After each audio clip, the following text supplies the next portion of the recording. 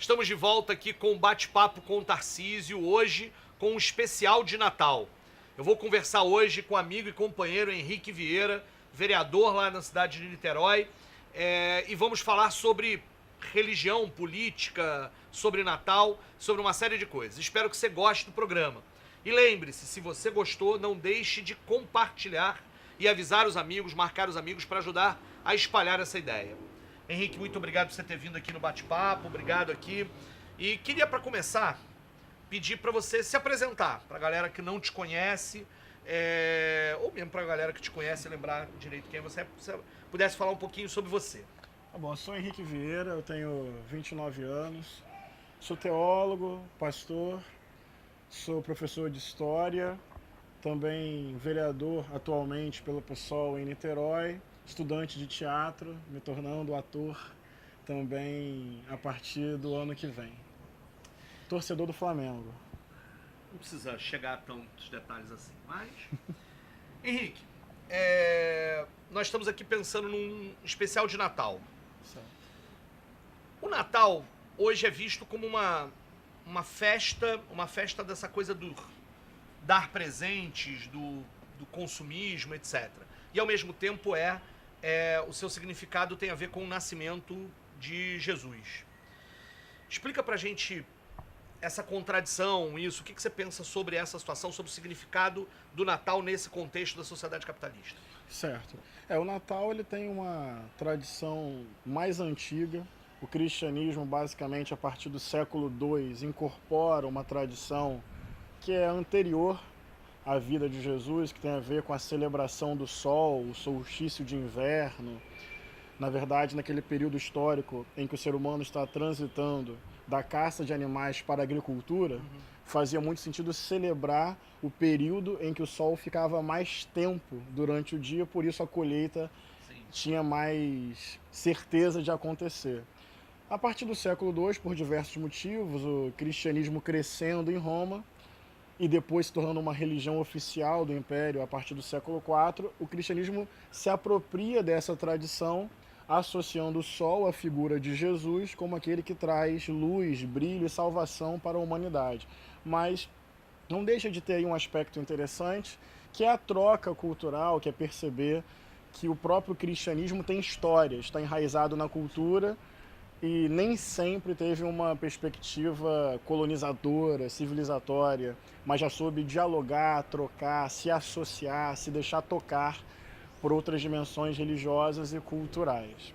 Não há uma citação bíblica sobre o Natal, não há nenhuma referência historiográfica sobre o nascimento de Jesus ser dia 25 de dezembro, mas dentro do cristianismo resolveu-se celebrar isso como nascimento da figura histórica de Jesus Cristo de Nazaré.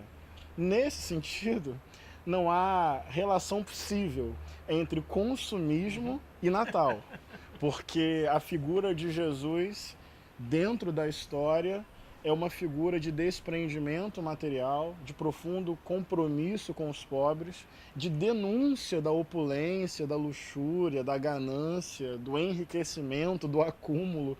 Na verdade, a figura que se celebra é uma figura de profundo desapego, da celebração da partilha, da comunalidade, do espírito coletivo e comunitário da própria vida. Agora, o capitalismo não é só um sistema econômico. Sim. É um sistema cultural, civilizatório, simbólico. Ele vai se apropriando de determinadas imagens e símbolos. Então, o capitalismo pega essa perspectiva e não somente altera o significado do nascimento, mas do próprio ministério, da própria militância de Jesus. Acho que existe um distanciamento enorme entre a visão que se tem sobre Jesus hoje e aquilo que ele significou e significa historicamente. Mas o espírito consumista, se comparado com o nascimento de Jesus e o significado desse nascimento da sua vida, temos aí um conflito profundo. Mas o capitalismo se apropria.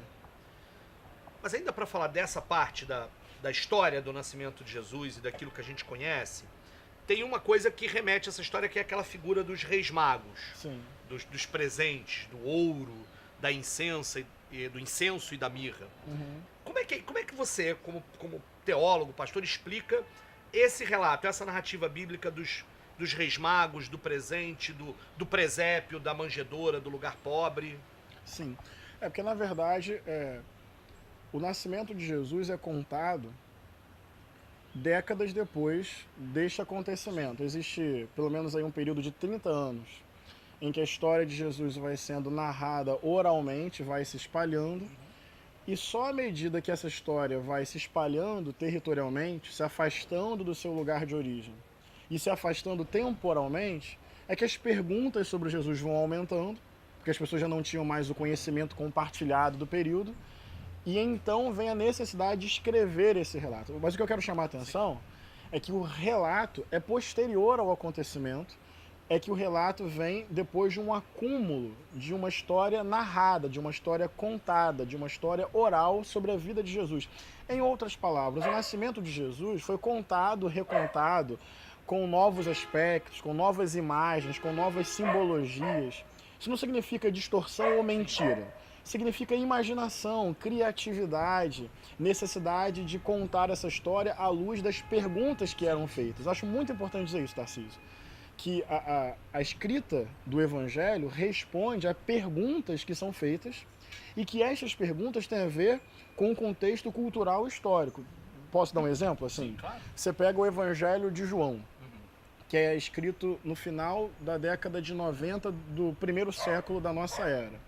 O Evangelho de João foi escrito para um povo de cultura grega, helênica, filosofia, uma abstração maior. Como é que começa o Evangelho de João? No princípio era o Verbo, e o Verbo estava com Deus, e o Verbo era Deus, o Logos. Então a preocupação daquele texto era dialogar com a cultura helênica. Então não tem preocupação com o nascimento histórico de Jesus, mas associar Jesus a um elemento da filosofia grega. Quando você vai para o Evangelho de Mateus, que é escrito para uma comunidade judaica que está olhando para a história do povo de Israel, esperando o Messias, como é que começa o Evangelho de Mateus? Não tem nada de verbo, não tem nada de filosofia, de abstração. É uma genealogia que tenta ligar Jesus ao rei Davi. Ao rei Davi. Então repara que a mesma história é contada a partir de duas lentes diferentes, porque estão respondendo a perguntas diferentes de comunidades diferentes. Isso é muito interessante, porque quebra aquela ideia dogmática do fundamentalismo, Sim. de uma verdade única, de uma verdade absoluta, de uma leitura amarrada. O Evangelho nasce da história. A história tem conflito, a história é complexa, são culturas diferentes. Então, ouro, incenso e mirra já tem uma necessidade de olhar para o homem de Nazaré e chamá-lo de rei. Sim. De reconhecer nele uma divindade, uma realeza, o ouro, uma ideia sacerdotal, o incenso, e uma relação com o seu sacrifício, o martírio, a mirra. Então repara que o texto já é contado acrescentando alguns elementos para dar conta de uma visão a respeito desse homem de Nazaré, que também é Cristo, que também é rei, que também é sacerdote, cuja morte tem um sentido sacrificial. Isso é bonito perceber, porque é a narrativa de Jesus respondendo às perguntas históricas, entendeu? Muito interessante, interessante. Sem contar na existência dos evangelhos apócrifos, né? Que não entraram no campo. Que não entraram no, né, isso e Sem tem várias dúvida. histórias, né, dos evangelhos. Sem dúvida. Eu recentemente eu tô lendo, eu ganhei do Leonardo Boff. Nós fomos à casa do Leonardo Boff fazer um bate-papo com ele. E não me convidaram, no caso. Não te convidamos. Registre-se. Registrado. Mas você que não assistiu, vai lá na página, tão fantásticas essas Excelente, entrevistas excelente. com o Leonardo Boff. E ele me deu de presente, na verdade ele deu presente pro meu pai, mas eu ainda não passei pro meu pai porque eu tô lendo primeiro, uma biografia de São José, né? Sim. Da figura de José, pai de Jesus. E é curioso como o Leonardo vai atrás dos evangélicos apócrifos também para entender alguma coisa sobre esta figura, né, do José operário, do José pai de Jesus, que tem pouquíssimas referências nisso. E aí é muito curioso como, de fato, os relatos são às vezes distintos, porque são autores diferentes, com objetivos diferentes, Sem dúvida. com a lógica diferente, sempre contados a posteriori. Perfeito. E às vezes narram o acontecimento para dar sentido para o respeito, Perfeito. pro resto disso. Mas como você rapidamente passou por essa questão dos fundamentalismos e etc., tem uma outra coisa sobre o Natal que talvez valha a pena a gente trabalhar. Eu, por exemplo, desde criança, sempre gostei muito dessa imagem do presépio, né? Dessa coisa toda do lugar pobre, da manjedoura, da saída, né, para ir da Belém, né, e de um lugar, uma certa coisa de uma pobreza, de um nascimento de uma pobreza. Que, portanto, tem um simbolismo muito interessante do ponto de vista do nascimento desse que é rei, salvador, martírio, mas se fez pobre, né, se fez homem e se fez pobre. Sim. Esse é um elemento importante. Mas, ao mesmo tempo, o presépio ou a Sagrada Família hoje dão margens a uma série de fundamentalismos sobre o que é a tradicional família cristã. Perfeito. Né, de um certo modelo de família que hoje é propalado, né, quantos são os parlamentares, os políticos de uma certa bancada evangélica que se colocam em defesa da família. Sim. Como é que é isso? Ou seja, um Deus que se faz gente, que se faz pobre e ao mesmo tempo preso numa determinada concepção de que a família é exatamente isso. Como é que você, inclusive como teólogo e também como parlamentar, lidou e lida com essa história toda dessa imagem da família? Essa é uma visão fundamentalista, dogmática e que apequena muito a beleza desta narrativa, desta revelação. Então, assim, alguns elementos interessantes. Primeiro, que falar no nascimento de Jesus na perspectiva cristã é afirmar que Deus se fez gente. Isso é muito interessante, porque significa que dentro da narrativa cristã, Deus assume a humanidade, a história. Carne, osso, sangue, suor, pele. Então, a percepção não de um Deus enclausurado numa dimensão fora da história. Não há possibilidade de alienação histórica, porque Deus se faz história na narrativa cristã e assume a integralidade dessa experiência humana, que é tão potente, que é tão repleta de possibilidades, mas que também é finita, é frágil, é imprevisível. Deus se torna essa fragilidade quando assume integralmente a beleza e o drama de ser gente. Mas como diz Dom Pedro Casaldáliga, Deus não só se fez carne, assumindo a história, o que já tem um significado muito interessante, mas se fez classe, porque isso que você falou, não é qualquer coisa, o registro histórico e territorial de onde vem o Salvador, o Messias, o ungido, o Cristo, o Deus conosco para os cristãos. Se você pega o Evangelho de Lucas, o nascimento de Jesus é cantado, tem um elemento artístico, por uma mulher extremamente pobre que vivia numa área explorada, colonizada e militarizada pelo Império Romano, que é Maria. Isso não é detalhe. Uma mulher, então tem uma questão de gênero, porque a sociedade era profundamente patriarcal, com traços machistas. Uma mulher resolve cantar, esse canto está relatado no primeiro capítulo do Evangelho de Lucas, celebrando o nascimento de Jesus. Só isso já tem um registro incrível. Territorial, um lugar pobre, estigmatizado, colonizado, explorado, militarizado, e um registro de gênero, uma mulher. Tem duas provocações aí. E no Evangelho, que relata o canto de Maria, ela diz assim: bendito seja Deus, que teve misericórdia de sua serva, uma mulher profundamente humilde, e traz para nós, é isso que está escrito, a esperança por meio de alguém que vai derrubar do trono os poderosos, tirar a arrogância do coração daqueles que ambicionam o poder, despedir de mãos vazias os ricos e encher de bens aqueles que têm fome.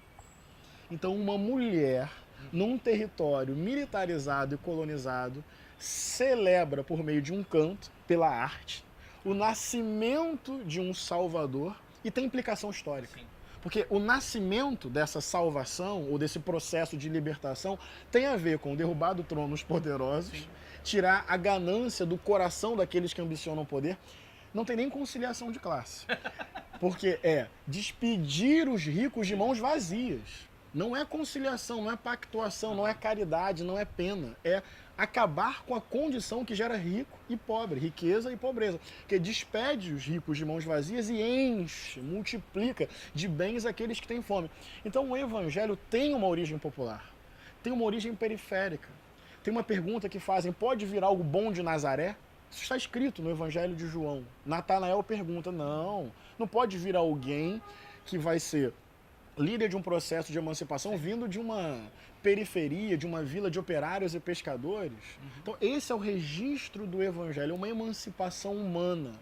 É a equidade, é a igualdade, é a justiça, é a plenitude de vida. Quando os fundamentalistas pegam essa mensagem repleta de significado histórico e transformam numa caixinha comportamental, modulando a sexualidade das pessoas, isso é subtrair a beleza e as possibilidades da mensagem do Evangelho.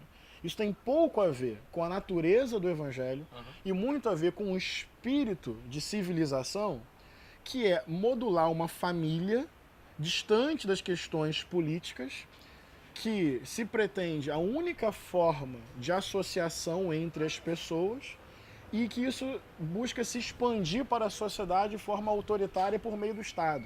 Em outras palavras, esse cristianismo fundamentalista é a morte do Evangelho, porque subtrai a beleza histórica dessa mensagem e toda a proposta de vida plena e emancipada para todas as pessoas. Então, é uma subtração, é uma capitulação, é uma capturação, é uma traição do sentido mais profundo, histórico, econômico, social, político e cultural, libertador do nascimento de Jesus. Eu lido com isso com algum grau de tristeza e já fui muito, evidentemente, hostilizado, porque aqueles que pretendem defender o amor, é impressionante como se utilizam do ódio. Sim, exatamente.